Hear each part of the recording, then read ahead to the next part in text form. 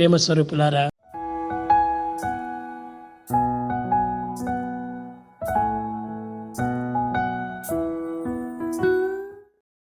you sit sometime that there is no disproof for God. There is no disproof for God. You want, argue with me, challenge me. You will not be able to disprove that. Also, I am a physicist, so a little bit more of logic is ingrained into us. You will not be able to disprove to me that I am God. Shailesh Srivastava is God, I can claim, and you will not be able to disprove. Because anything that you say, I can finally say that, look here, yes, you are saying that you need to be having this power. Fine, I have this power. I am not interested in proving it to you. Fine. Why?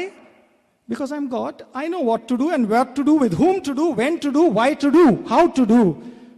Because I am God, you are saying you are not God. And therefore, naturally, I know how to deal. So what is the other way round?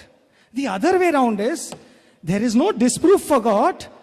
Okay, then, anyway, Swami has anyway told that all of us are God.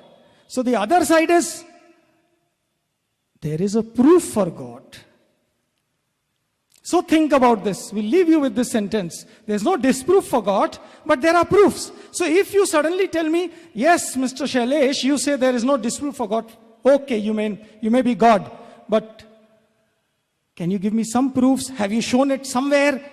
Then I'll have to keep silent. I'll have to keep repeating that, see, I never wanted to go show my powers, and I have never shown it anywhere. If I can show my power somewhere, to someone, someplace, all powers at some time or the other, I have them.